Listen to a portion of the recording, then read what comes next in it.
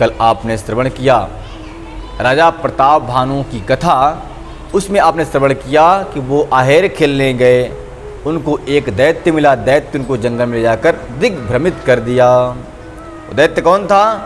बोले वो जो महात्मा था जंगल में मिला, उस महात्मा का वो राक्षस मित्र है। वो महात्मा कौन है?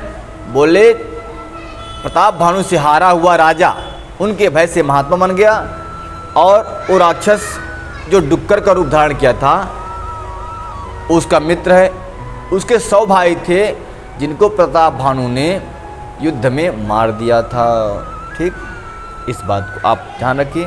थोड़ा इन बच्चों को शांत करना है। देखो हल्ला कर रहे हैं बाहर। वाह काका, हाँ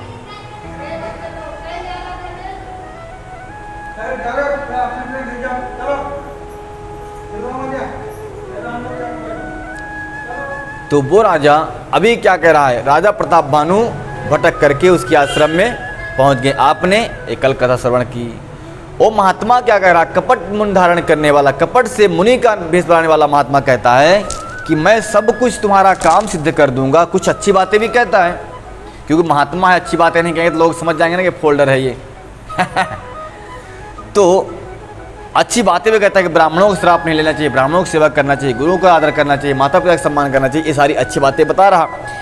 तो राजा ने समझा कि ये तो महासचिव कोई महात्मा है, इनकी वचन मानना चाहिए। परंतु फिर कहा कि हे राजन, मैं तुमसे मुलाकात कर रहा हूँ यहाँ पर, तुम्हारी मुलाकात हो रही, किसी से मत कहना, क्योंकि हमारे रूप को, हमारे दिनचर्या को, हमारे रहन सहन को गोपनीय ही रख देना। इसमें कह रहे हैं ताते मैं तेहि बरनौ राजा, कहे कथा तब परम अकाजा, छठे श्रवण यह परत कहानी, नास तुम्हार सत्य मम वाणी है। ओ राजा, कपट मुनि का, कपट से मुनि भेष में धारण करने वाला, वो कहता है राजन कि मेरी और तुम्हारी कहानी कथा अगर छठे कान में पड़ेगी सो आपका नाश हो जाएगा। छठे कान मतलब 4 तो हो गए कान, एक कहने, 2 कान सुनने वाला, 2 कान कहने वाला, 2 आदमी में 4 कान हो गए ना। अभी छठे कान लिखा है इसमें। देखिए, राम की कथा हो या कृष्ण की कथा हो, जो उसमें वाक्य लिखे होते हैं ना, वाक्य बड़े गुण होते हैं। वाक्य को आप उनमें शब्दों को तब समझ पाएंगे जब पूरा सारांश जानेंगे। नहीं तो भाई बोल दे, अगर किसी को सिर्फ चौपाई पढ़ाओ, ओनली सिर्फ चौपाई इतनी, तो बोलेगा छठा कान तो किसी के हो, 6 कान तो होता ही नहीं किसी के। 6 कान किसी को होता है क्या? मान लीजिए अगर कोई सिर्फ एक चौपाई पढ़े, यहाँ पे जो मैं बोला आपसे कि ताते मैं तेहि बरन राजा, कहे कथा तब परम अकाजा, छठे श्रवण या परत कहानी, नास तुम्हार सतमम वाणी। तो बोले छठा तो कान किसी के नहीं होते, छठा श्रवण क्या है? तब जब पूरा सारांश पढ़ेंगे तब अब समझ आएगा कि 4 तो कान इन दोनों को हो गए। अब छठे कान के लिए मना कर रहे हैं, 4 कान के लिए मना नहीं किया, छठे कान के लिए मना कर रहे हैं कि दूसरे तीसरे आदमी से जाकर नहीं गए। जब 3 आदमी बल मिलेंगे तब तो 6 कान होगा ना, 2 आदमी थोड़ी होगा, और 1 आदमी को भी नहीं होगा। तो पूरा सारांश भागवत का अर्थ निकालने के लिए, रामायण का अर्थ निकालने के लिए पूर्ण संपूर्ण रूप से आपको श्रवण करना पड़ेगा, मनन करना पड़ेगा, चिंतन करना पड़ेगा, तब आप इसका सही सही व्याख्या कर पाएंगे। नहीं तो अर्थ के अनर्थ कर बैठते हैं लोग। अभी तो कर रहे हैं लोग ना अर्थ का अनर्थ, ढोल गवार शुद्ध प्रश्नाड़ी पे लोगों को छिड़ा हुआ है, बहस कर रहे हैं। उनको मालूम ही नहीं कि उस वाक्य कहाँ का है, सेंटेंस क्या है, संदर्भ क्या है, प्रसंग क्या है, व्याख्या क्या है, मालूम ही नहीं। तो रामचरितमानस समझना इतना सरल नहीं है। उसको मनन करने के बाद जब गुरुदेव भगवान समझाते हैं तभी समझ में आती है। स्वयं पढ़ के समझो तो नहीं। आधा अधूरा ज्ञान बड़ा दुखदायी होता है, बड़ा खतरनाक होता है। इसलिए ज्ञान हो तो किसी वस्तु में पूरा होना चाहिए, आधा अधूरा ज्ञान नहीं होना चाहिए। तो यहाँ कह रहे हैं कि तुम हे राजन, हमारी और अपनी बात जो है तो छठे कान में नहीं पढ़ना चाहिए, यानी किसी और को मत बता देना, नहीं तुम्हारा नाश हो जाएगा। राजा डर गया बेचारा। ठीक है महाराज, नहीं बताऊंगा। राजा प्रताप भानु बड़े सज्जन, बड़े भक्त हैं, संतों की सेवा करने वाले, गुरुओं की बात को मानने वाले और ब्राह्मणों की सेवा करने वाले हैं। इसलिए उस महात्मा में भी बड़ी श्रद्धा रखते हैं। देखिए, श्रद्धा किसी पर भी रखना गलत बात नहीं है, ठीक है। श्रद्धा आप, क्योंकि देखिए सूर्य काम है प्रकाश फैलाना है, चाहे कोई प्रकाश स्वीकार करे या ना स्वीकार करे। चाहे सूर्य के प्रकाश में भी कोई लाइट जला दे, कोई लाइट चाहे बंद कर दे, सूर्य का में प्रकाश फैलाना। तो एक सज्जन व्यक्ति का काम क्या है कि सज्जनता का प्रस्तुत करना, यानी किसी की भी सेवा करना। जैसे कोई ब्राह्मणों से प्रेम करता है, संतों से प्रेम करता है, सो प्रेम करना चाहिए, सेवा करने का भाव रखना चाहिए। हाँ, अगर वो गलत है तो परिणाम उसको भोगना पड़ेगा, आपको थोड़ी भोगना पड़ेगा। आप गलत नहीं क्या भोगना, आप तो श्रद्धा भक्ति से कर रहे हैं, आप श्रद्धा भक्ति से भक्ति कर रहे हैं, तो कोई गलत व्यक्ति आपको सिर्फ क्या कर सकता है, छल सकता है, धोखा दे सकता है, लेकिन आपको पापी नहीं बना सकता। पापी तो स्वयं बनेगा ना। शास्त्र कहते हैं छला जाना पाप नहीं है, छलना पाप है? धोखा देना पाप है, धोखा खाना पाप नहीं है। तो धोखा दे भी देगा तो क्या ले जाएगा आपको? आप तो भक्त हो, भगवान तो आपको जान रहा कि आप कैसे हो। तो यहाँ पे महात्मा जी जो बने हैं, ये राजा प्रताप भानु को छल करना चाहते हैं, इसीलिए बोल रहे हैं कि मेरी बात किसी और से मत कह देना, नहीं तो पोल खुल जाएगी। हे राजन, पुण्य गृह प्रगटे अथवा दुर्शापा, या प्रगटे अथवा दुर्शापा, नास तोर सुन भानु प्रतापा। कहते हैं अगर मेरी वचन को कह दोगे किसी से तो तुम्हारा नाश हो जाएगा, या फिर ब्राह्मणों का अपमान करोगे तो तुम्हारा नाश हो जाएगा। आन उपाय निधन तब नाही, जो हरिहर को पही मन माही, जो हरिहर को पही मन माही। कहते हैं राजन, ब्राह्मणों के श्राप से, ब्राह्मणों को क्रोध आने से तुम बच गए तो फिर संसार में कोई और तुमको मार नहीं सकता। ब्रह्मा विष्णु भी तुम्हारा कुछ भी नहीं कर सकते, इनको अपने अनुकूल कर लो। तो कहते हैं कि महाराज ये बताओ, किसी और के श्राप से मरूं, किसी और वजह से मैं मर जाऊं, मेरा सर्वनाश हो जाए, मुझे गम नहीं है, मेरा जो दुख नहीं है, पर ये बताओ कि ब्राह्मणों को अपने बस में कैसे किया जाए? हैं, ब्राह्मण बस में हो जाएंगे तो देवता दानव मानव सब तुम्हारे बस में हो जाए। क्यों बस में हो जाएंगे? क्योंकि जब तुम्हारे ब्राह्मण बस में होंगे तब उन ब्राह्मणों के द्वारा तुम अपने घर में यज्ञ कराओगे, पूजा कराओगे, पाठ कराओगे, तो ब्राह्मण तुम्हारे बस में और देवता मंत्रों के बस में और मंत्र ब्राह्मण के बस में और ब्राह्मण तुम्हारे बस में। तो इसका मतलब है तुम्हारी चांदी ही चांदी रहेगी मेरे प्यारे।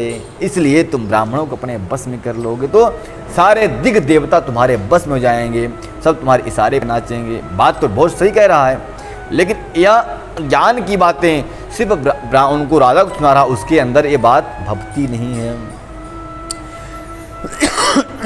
सत्यनाथ पद गहि नृप भाषा, दुज गुरु कोप करहु कुर राखा, रखें गुरु जो कोप विधाता, गुरु विरोध नहीं को जग त्राता। कहते हैं अगर ब्राह्मणों से दोष बैर हो जाए तो ब्राह्मणों क्रोध को गुरुदेव भगवान शांत कर लेते हैं, क्योंकि उसी डिपार्टमेंट के होते हैं। मान लीजिए आप कोई ब्राह्मण, कोई गुरु तो होगा तो ब्राह्मण होगा ना।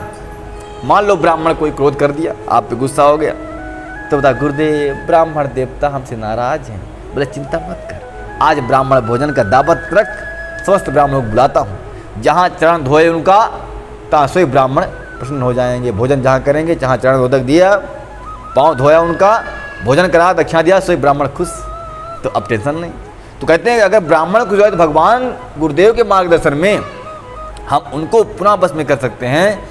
लेकिन अगर गुरुदेव भगवान नाराज आए तो देवता और मानव भी, शंकर भी उनको मना नहीं सकते। इसलिए गुरुदेव की सेवा बड़े तत्परता से, बड़े सावधानी से करना चाहिए। हैं, एक बार क्या हुआ, भगवान श्री कृष्ण पहुँचे यमलोक, अपने गुरु के पत्नी यानी गुरु माता के कहने पर गुरु माता ने कहा, ए लाडले कृष्ण कन्हैया, मैं जानती हूँ तुम ब्रह्म हो, परमात्मा हो और तुम सब कुछ करने में समर्थ रखते हो। कन्हैया ने कहा, हाँ मैया आप कहो, मैं आपकी क्या सेवा करूं? कृष्ण माता ने कहा, हे कन्हैया, तुम गुरुकुल से पढ़ के जा रहे हो, यहाँ की प्रथा है कि गुरु माता को या गुरुदेव को दक्षिणा दी जाती है। बोले हाँ माता, मैं राजकुमार हूँ, मैं आपको दक्षिणा अवश्य दूंगा। बोले दक्षिणा में मुझे कुछ धन नहीं चाहिए। तो बोले क्या चाहिए बताइए? बोले हमारा एक पुत्र था, वो समुद्र स्नान करने गया था, उसमें डूब करके मर गया, वही पुत्र ला के मुझे दे दो। से कहेंगे अरे मेरे गुरु मैया का पुत्र और समुद्र में डूब गया, समुद्र की इतनी बड़ी हिम्मत। चले दोनों भाई शंख लेकर के। भगवान श्री कृष्ण बलराम जी प्रवेश किया, पहले समुद्र को बुलाया, समुद्र तुमने मेरे गुरु पुत्र को लाया है, दे दो, वापस कर दो, नहीं तुम्हारा कल्याण नहीं है। उस जन्म में सिर्फ सेतु बांधा था तुम्हारे ऊपर, इस जन्म में तुम्हें ही बांध दूंगा सीधा, नहीं दे दो। फड़फड़ा के निकला वो बार, महाराज क्या बात है? बोले गुरुपुत्र ला के दो। बोले हे कृष्ण कन्हैया मेरे पास गुरुपुत्र नहीं है, हो सकता है शंखासुर मेरे अंदर रहता है, वही आप गुरुपुत्र को ले गया होगा, जाके देख लो। बोले कहाँ है? बोले वहाँ रहता है। भगवान श्री कृष्ण जल के अंदर प्रवेश किया और देखा वहाँ गुरुपुत्र नहीं, उसको मारे, मारपीट के बराबर किए, उसका शंख छीन लिए, शंखासुर का नहीं मिला। शंखासुर ने कहा हे प्रभु क्यों मारते हो, मेरे आप गुरुपुत्र मेरे पास नहीं है। तो बोले कहाँ है? बोले यमराज के पास। अच्छा, यमराज के पास पहुंचे भगवान। अब वहाँ जीवित मनुष्य को आना अनिवार्य नहीं है, वहाँ बंद प्रतिबंध लगा रहता है। प्रभु पहुँचे, द्वारपाल खड़े हुए थे। बोले कौन बालक? बोले मैं कृष्ण। बोले कृष्ण में क्या होता है, तुम जाओ, अभी जीवित नहीं आ सकते, मरने के बाद आ रहा। अरे बोले मैं तो मारने वाला, सब कुछ करने वाला मैं ही हूँ, अपने गुरु को बुला।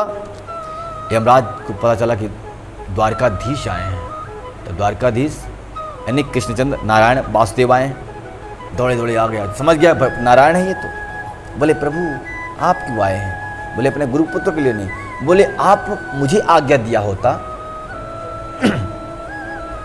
भगवान श्री कृष्ण बड़ी सुंदर बात कहते हैं कि हे यमराज अगर ये स्वयं मेरा काम होता तो मैं स्वयं ही किसी और को भेज देता, वो काम करवा लेता, लेकिन ये मेरे गुरुदेव भगवान का काम है, इसलिए गुरुदेव का काम कभी अपने सेवकों से नहीं करवाना चाहिए। गुरुदेव काम तो स्वयं अपने आप करना चाहिए, अपने से करना चाहिए, ताकि कोई त्रुटि उसमें ना बने। इसलिए ये गुरुदेव का पुत्र है, गुरुदेव गुरु माता की आज्ञा है, इसलिए मैं स्वयं लेने आया हूँ। तुम गुरुपुत्र को दे दो, मैं वापस लेकर चला जाऊँगा। जब मेरा काम रहेगा तब मैं तुमको आदेश कर दूंगा। यानी नौकर चाकर से काम, अपना काम हो तो नौकर चाकर करवा लेना चाहिए, लेकिन गुरुदेव भगवान का काम हो, अपने माता पिता का काम हो तो स्वयं वो काम करना चाहिए, फिर नौकर चाकर से काम नहीं कराना चाहिए। यमराज जी कौन है? भगवान के नौकर चाकर हैं। हाँ, उनको ड्यूटी दी गई, तुम नरक को देखो और व्यवस्था करो। तो इस प्रकार से गुरुदेव भगवान के रुष्ट हो जाने पर कोई और नहीं है जो समझा सके, इसलिए गुरुदेव की सेवा बड़े तत्परता से, बड़े सावधानी के साथ करना चाहिए। बोल मर्यादा पुरुषोत्तम श्री राम की जय। जो ना चलबे हम कहे तुम्हारे, हो ना से नहीं सोच हमारे, एक कहीं डर डर पति मन मोरा, एक कहीं डर डर पति मन मोरा, प्रभु मही देव श्राप अति घोरा, प्रभु मही देव श्राप अति घोरा। राजा प्रताप भानु बड़े सज्जन हैं, बड़े ब्राह्मण भक्त हैं। वो कह रहे हैं कि हे महात्मा मुझे डर नहीं कि आपके वाणी से वंचित हो जाऊं, आपकी आज्ञा का पालन न करूं, फिर मेरा नाश हो जाए, मुझे कोई इसका भय नहीं, कोई डर नहीं है। लेकिन एक कहीं डर डर पति मन मोरा, एक ही डर से मैं डर रहा हूं, मन मेरा डर रहा एक ही डर से। किस डर से? बोले प्रभु महिदेव श्राप अति घोरा। महिदेव मतलब होता है धरती के, पृथ्वी के देवता, इनको बिठाओ उधर साइड। धरती, मही मतलब होता है धरती, मही देव मतलब होता है धरती के देव, मही देव यानी धरती के देव यानी ब्राह्मण देव। तो ब्राह्मण देवताओं के श्राप से अति डर रहा हूँ, क्योंकि इनका श्राप अति घोर होता है। घोर मतलब किसी भी प्रकार से छिन्न करने योग्य नहीं होता, किसी भी प्रकार से इससे निवारण नहीं किया जा सकता, फिर इनका श्राप लगना ही लगना है। श्री कृष्ण को श्राप दिया, साला कुल विनाश हो गया। राजा सगर को श्राप दिया, 60,000 पुत्रों का सर्वनाश हो गया। डर रहे हैं बेचारे। और क्षत्रिय अक्सर ब्राह्मणों को डरते रहते हैं कि भाई श्राप न दे, यज्ञ कराऊं, कहीं दक्षिणा कम हो जाए तो श्राप। तो बड़े डर डर के काम करते थे ये। तो कहते हैं किसी और से नहीं डरता हूँ, ब्राह्मणों के श्राप से डरता हूँ, क्योंकि इनका श्राप अति घोर होता है। कुपित हो जाने पर जो बोलते हैं मानो बाघ बाण का प्रयोग कर देते हैं, सो इनसे बचाना भगवान के बस में भी नहीं है। इसलिए हे महात्मा ब्राह्मणों का कभी अपमान न हो, ऐसा उपाय जरूर बता देना। हो ही विप्र बस कवन विधि, कहाँ कृपा करिसो।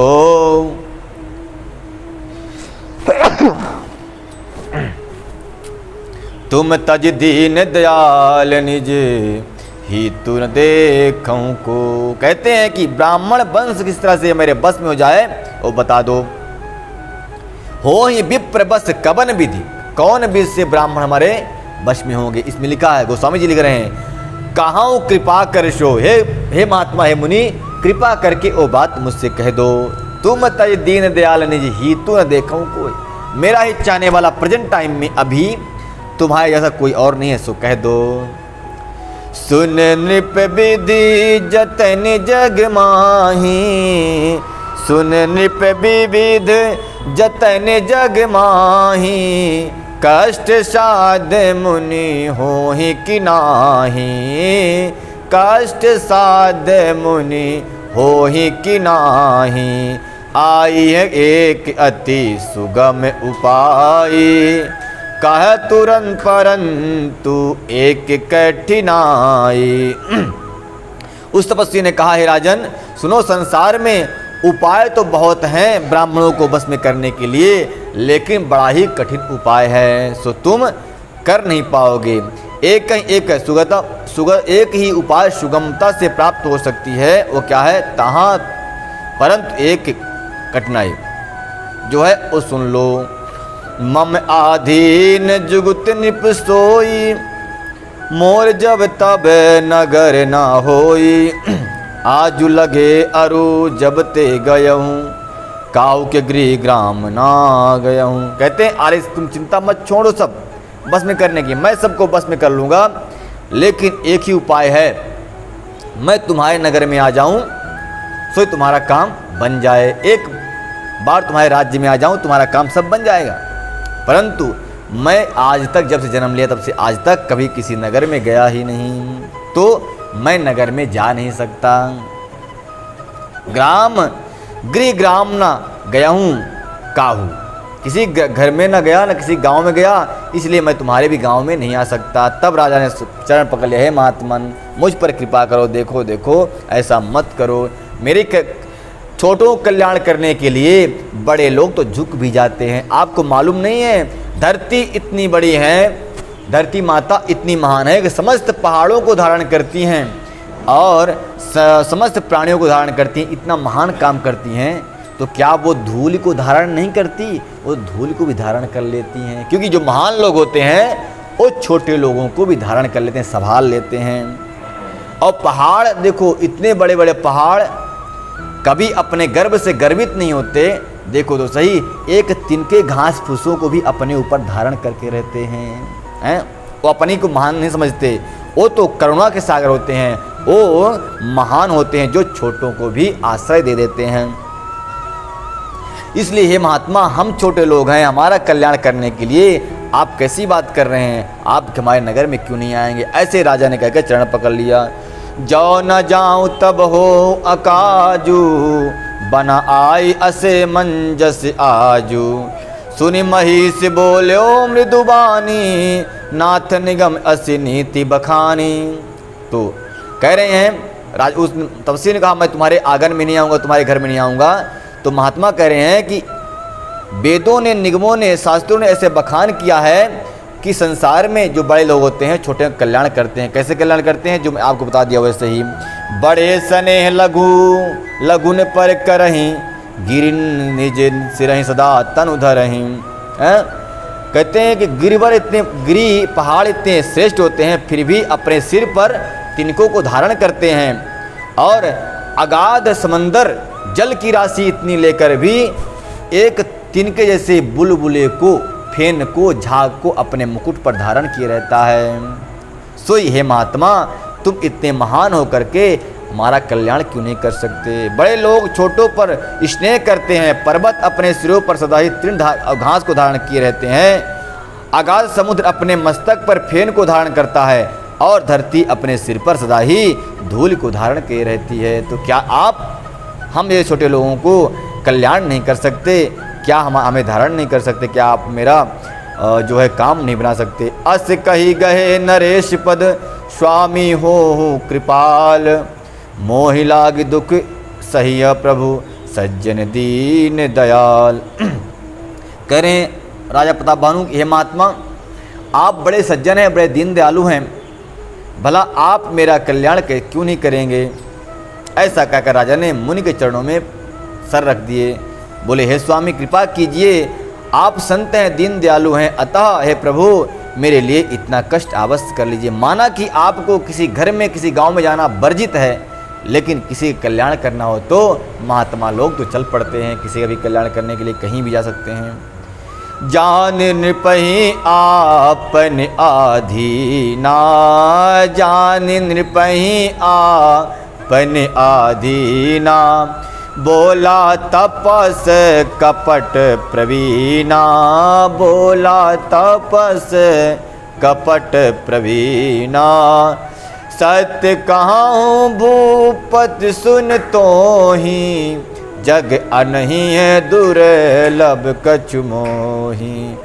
सत्य कहाऊँ भूपत सुन तो ही, जग अहिन दुर्लभ कछु मोही।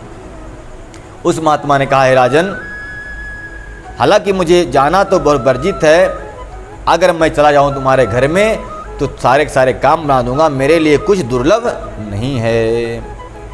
राजा के बहुत अनुनय विनय करने पर महात्मा जाने के लिए तैयार हो गए, लेकिन कहा कि अभी तो रात हो रही है, इसलिए आज रात में शयन करो, मैं तुमको रातों रात ही अपने योग बल से, अपने तपोबल से तुम्हें रातों रात तुम्हारे नगर में पहुंचा दूंगा। फिर इसके तीसरे दिन बाद मैं तुम्हारे घर अवश्य आऊँगा। मैं तुम्हारे अवश्य काज मैं करियों तोरा, मन तन बचन भगत तय मोरा। जो तो जुगुप्ती तप मंत्र प्रभाऊ, फलें तबें जब करियों दुराऊ। कहते मैं तुम्हारा कल्याण कर दूंगा, क्योंकि तुम मेरे भक्त हो, मन भजन कर्म से भक्त बन गए हो, सोई आव काज मैं करूंगा। मेरे पास एक जुगुत है, मंत्र है तप का, जिससे तुम्हारा सारा का सारा काम हो जाएगा। तुमको मैं पहुंचा दूंगा, फलीभूत कर दूंगा। जो नरेश मैं करो रसोई, तुम्हें परसों मोई जान न सोई कोई। अन्न सो जोई जोई भोजन बनाई, करई सोई सोई तब आयसु अनुसरई। हे नरपति, अब मैं यदि रसोई बनाऊंगा और तुम उससे परोसोगे तो जो भी पावेगा वह तुम्हारे बस में हो जाएगा। कह रहे हैं कि जब मैं आऊँगा तुम्हारे घर पे और तब वहाँ पर किसी से बताना मत, मैं इस भेष में नहीं आऊँगा, मैं भेष बदल के आऊँगा और रसोई बनाऊँगा मैं, और तुम परोसोगे सबको, तुम खिलाओगे। जो जो तुम्हारे हाथ से बनाया हुआ भोजन खाएगा वो तुम्हारे बस में हो जाएगा। ऐसी मंत्रणा कर रहे हैं महात्मा जी। देखो आगे और क्या होता है। नित्य नूतन दुजे सहस्त्र सत, बरहूँ सहित परिवार। मैं तुम्हारे संकल्प लगी, दिन ही करब जीवनार। नए नित्य नए नए 1 लाख ब्राह्मणों को कुटुंब सहित अभिनंदित करना, मैं तुम्हारे संकल्प के काल के साथ में 1 वर्ष तक प्रतिदिन भोजन बनाकर दिया करूँगा और तुम कराते रहना। अभी कोई होता ना, महाराष्ट्र के आदमी होते, भले अच्छा आचार्य मिल गए मुझे तो, अब खाना बनाने कोई टेंशन नहीं, एक खाना बनाए, खाना पाना, और क्या। आलसी लोगों की कमी थोड़ी है दुनिया में, है ना। जो आलसी लोग होते हैं ना, वो बताइए, लोग बोलते बाई खाना बनाएगी, लाचारी खाना बनाएगी, तो पत्नी किस लिए है भाई, माता किस लिए है। देखिए किराए से खाना बनाने वाले तो आ सकते हैं, लेकिन भोजन में वो रस, वो प्रेम आपको नहीं मिलेगा। एक बता रहा था, एक आदमी, एक बाई खाना बनाने आ रही थी कहीं, एक मित्र ने कहा आज 2 रोटी ज़्यादा खाऊंगा। उसने मन में सोच लिया कि न जाने कब बीमार पड़े, ज़्यादा काम बढ़ा दिया तो। मान लो कोई बाई खाना बनाती है, उससे कह दो भाई 2 रोटी ज़्यादा बनाना, आज 2 मैं ज़्यादा खाऊंगा, उसका माथा सनक जाएगा, नहीं सकेगा कि ये आज 2 रोटी ज़्यादा टाइम लग जाएगा, 2 मिनट मेरे को, न जाने भगवान कब बीमार पड़े, ये रोटी कम बनाना पड़े और अपनी पेमेंट चालू रहे, ऐ बीमार पड़ा रहे, डॉक्टर भी पेमेंट ले जाए, मैं भी पेमेंट ले जाऊँ। लेकिन वही चीज़ आप अपने मैया से बोल दो, मैया आज मैं 2 रोटी ज़्यादा खाऊंगा, मैया का सीना चौड़ा, अरे आज मेरा बेटा 2 रोटी ज़्यादा खाएगा। माँ की तृप्ति पहले होगी, माँ प्रसन्न सहित आज बेटा 2 रोटी में बोला है, मैं ऐसे बनाऊँ कि बेटा हमारा 3 रोटी खाएगा। पत्नी का भी यही सिद्धांत है, हमारे पति देवता आज 2 रोटी ज़्यादा खाएंगे, अच्छी बात है। परंतु बाई से किराए वाली बाई से आप तो जीवन में लोग किराए से चल रहे हैं, सब लोग सब किराए पे, पति किराए पे, पत्नी किराए पे, भाई बंधु भोजन पानी सब। तो ये रिश्ते किस लिए हैं? बड़ी आश्चर्य की बात, बड़ी सोच की बात है। इसलिए भगवान से प्रार्थना है, भगवान इतना पैसे मत देना कि खाना बनाने वाला भी किराए से लाना पड़े। ये मनुष्य जीवित है कि मुर्दा है भाई, पता नहीं चलता है मुर्दा है कि जिंदा है। मोबाइल चलाने के लिए बहुत टाइम है, नहीं आलस से लग रही, नहीं कोई परेशानी हो रही भाई, भोजन बनाने के लिए जिसमें सब कुछ छुपा हुआ है वो उसी में बोले किराए से आना चाहिए सब कुछ। सो ऐसा है भगवान, ऐसा धन थोड़ा कम देना, नमक रोटी देना, पर ये आलस से मत देना, ये अवगुण अंदर नहीं आना चाहिए, क्योंकि जैसे खाया गया न वैसा होगा मन। और भोजन बनाने वाला कैसे भोजन बना रहा है और वो भोजन तुम खा रहे हो, सारा अक्सर आपके जीवन पर प्रभाव डालता है। एक बार एक महात्मा बड़े भक्त नारायण के चल रहे फिर रहे, कहीं रोटी मिल जाए कहीं खा लूँ, कहीं रोटी मिल जाए कहीं खा लूँ। जहाँ जिस घर में जाते उसी घर में बोलते अरे तो मेरे लायक है ही नहीं, मेरे लायक है ही नहीं। एक घर में नई बधू आई हुई थी, भोजन बना रही थी, उन्होंने सुना बात, वो सब्जी बना रही थी और गा रही थी, गोविंद मेरो है गोपाल मेरो है। सब्जी बना रही है, रोटी बना रही है और गा रही है, ओ राधा रमण गिरधारी मेरो है, ओ राधा रमण गिरधारी मेरो है, गोविंद मेरो है गोपाल मेरो है, गोविंद मेरो है गोपाल मेरो है। इस बात को सुना किसने? महात्मा जी ने। सोई लौट आए हुए, अरे भोजन करने योग्य ही आए। सासू ससुर जी गिर बैठे हुए, खांसते बैठे हुए थे। कौन? सासू माँ ससुर जी, बहू अंदर भोजन बना रही। आए महात्मा जी बोले राम राम बाबा जी राम राम।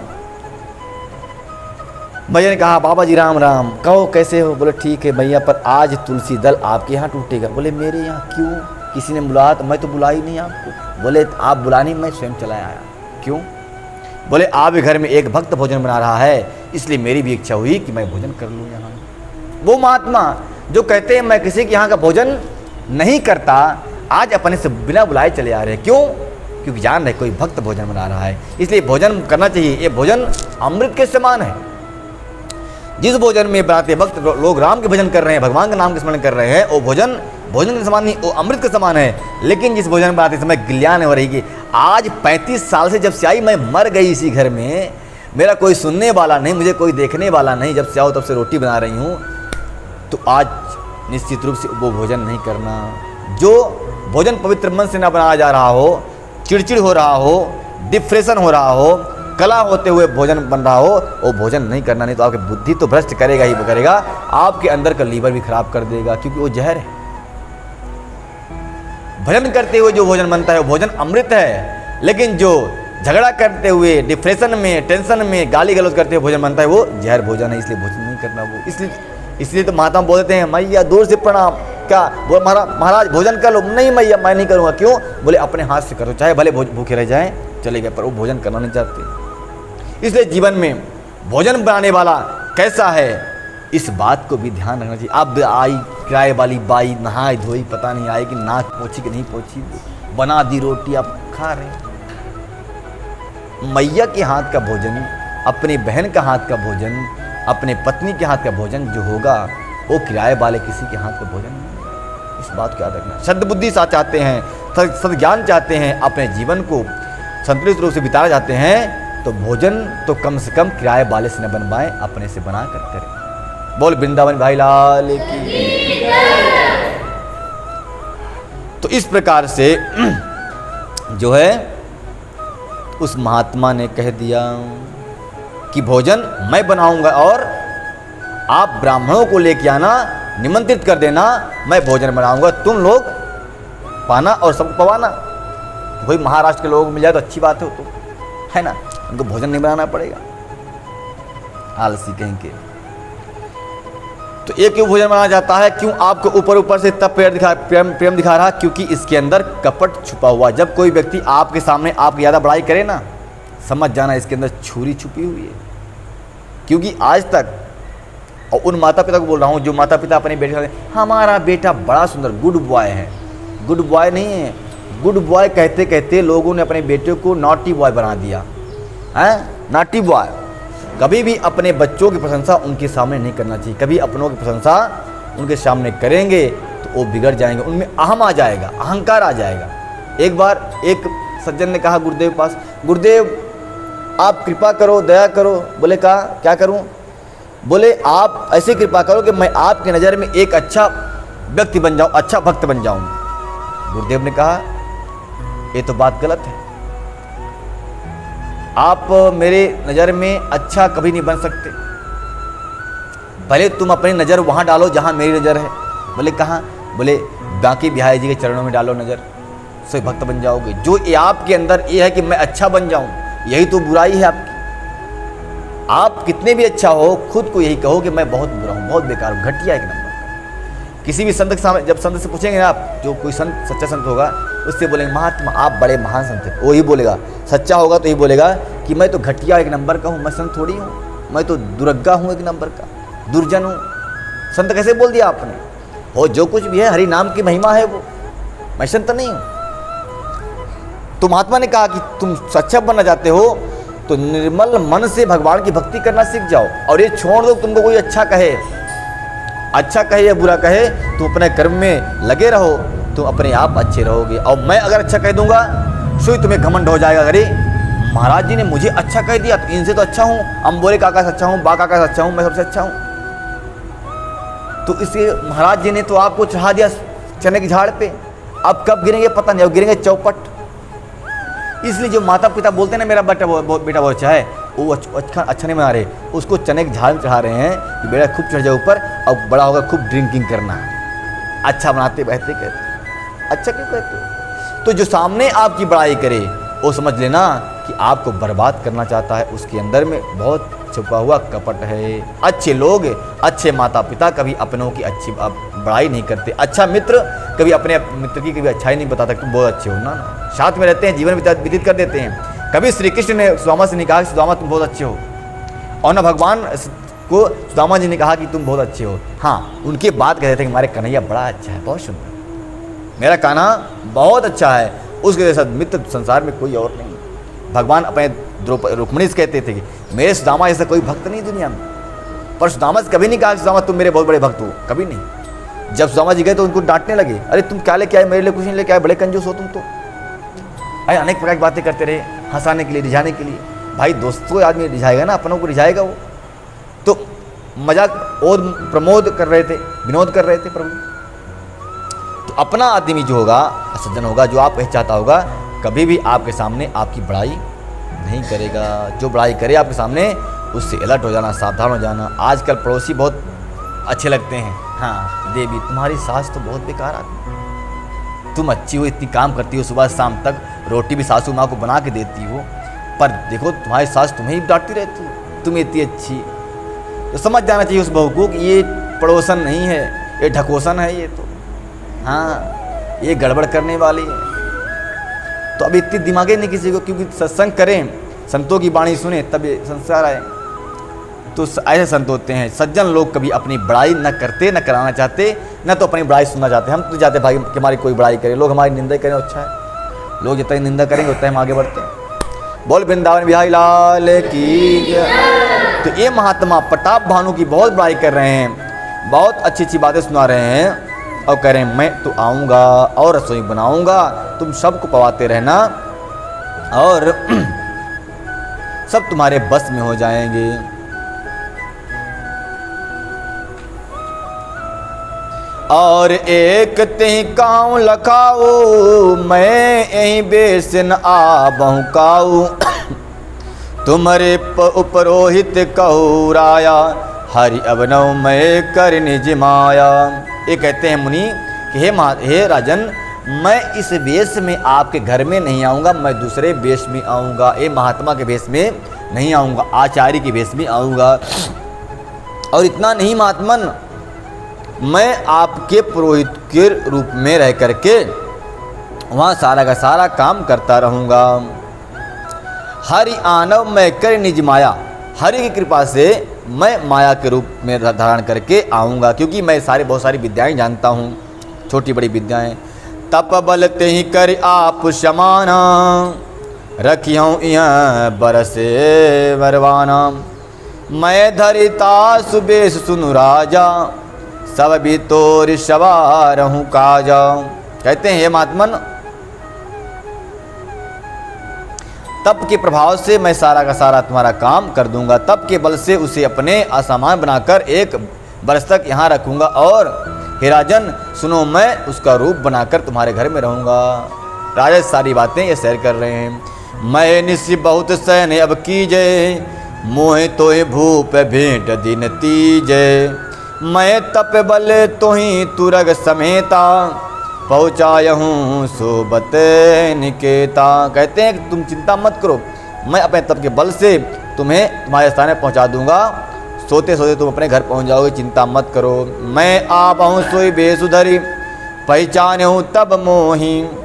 जब एकांत बुलाए सब कथा सुनाबहूँ तो ही।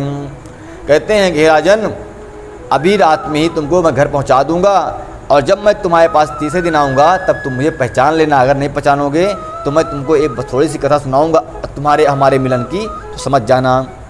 राजा ने हाथ जोड़ लिया, बोला ठीक है महात्मा जी। सैन कीन निप्याय सुमानी, आसन जाय बैठ छल ज्ञानी।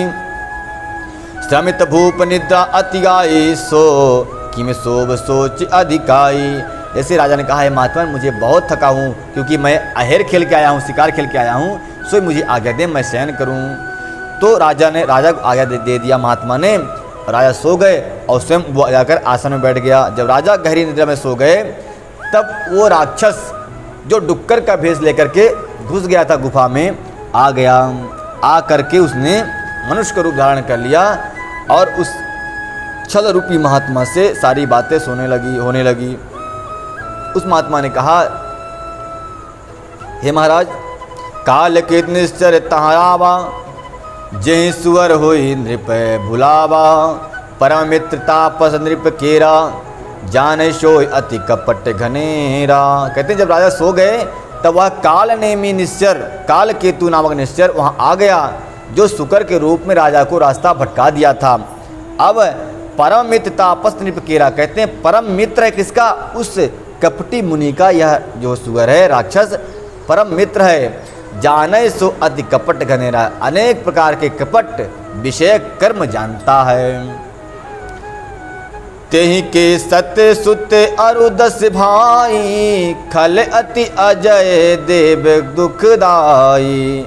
प्रथम ही भूप समर सब मारे, विप्र संत सुर देख दुखारे। कहते हैं कि राजा प्रताप भानु ने देवताओं को दुख देने वाले, संतों को दुख देने वाले, ब्राह्मणों को दुख देने वाले इस सुअर के 10 पुत्र और 100 भाई जो थे, सब को मार दिया था, क्योंकि ये देवताओं को दुख दे रहे थे, राक्षस थे, उत्पात कर रहे थे, उदम कर रहे थे, सबको उन्होंने मार दिया था। सोई उन सब का बैर विरोध करने के लिए, बदला लेने के लिए इन लोगों ने षड्यंत्र रच दिया। ते छल पाछिल बयरो सभारा, तापस निप मिली मंत्र विचारा।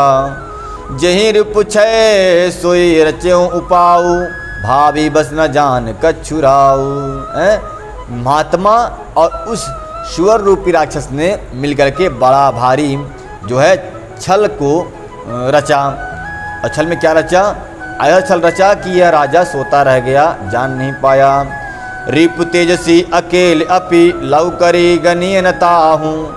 आजहूँ देत दुख रवि शशि, सिर अवधेश राव। कहते हैं कि तेजस्वी शत्रु अकेला ही क्यों न हो, पर वो हजारों पर भारी होता है। जो प्रताप भानु राजा थे, बड़े धर्मात्मा थे, संत थे, महंत थे, बड़े देवताओं को पूजन करने वाले, आराधना करने वाले और देवताओं पर विश्वास करने वाले, तो बड़े तेजस्वी थे। इनके चेहरे पर बड़ा तेज था, इनको अकेले मार पाना उन दोनों के बस की बात नहीं थी। सो इन्होंने एक दूसरा षड्यंत्र रच दिया कि अकेले हम 2 जीत नहीं पाएंगे, क्योंकि एक तीर में ही सबको घायल कर सकता है। तो क्या हुआ अब बताते हैं। तापस नृप निज सखहि निहारी, हरसि मिले उठी बहुर दुखारी। मित्र कई सब कथा सुनाई, जातु धाम बोला सुख पाई।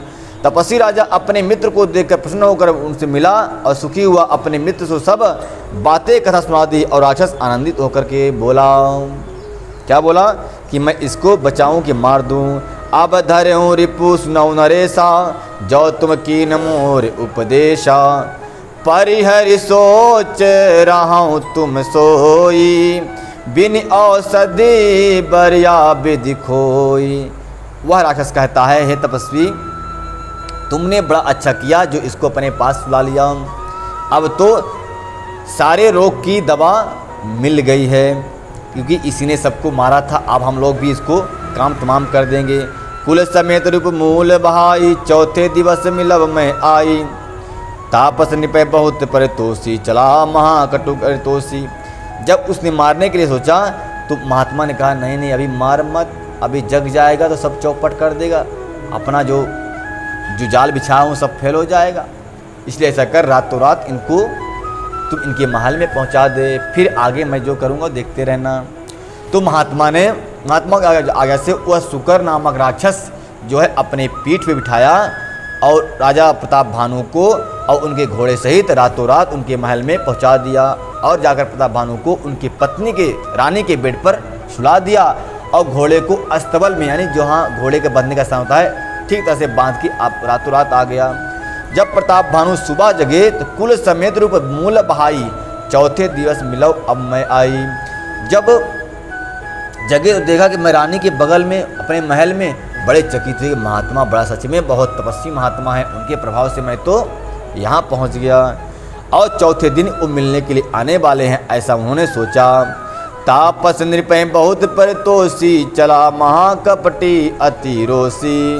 चौथा दिन आ गया और राजा के महल की ओर यह कपटी मुनि चल दिया। चल करके क्या किया, चुपचाप बैठ गया, क्योंकि रात में 10 में 12 बज रहे थे, 10 बज रहे थे, इसलिए कुछ काम किया ही नहीं। बोला क्योंकि अभी रात के टाइम क्या करूं, इसलिए कल करेगा जो करना होगा। तो तब तक के लिए जय जय श्री राधे श्याम।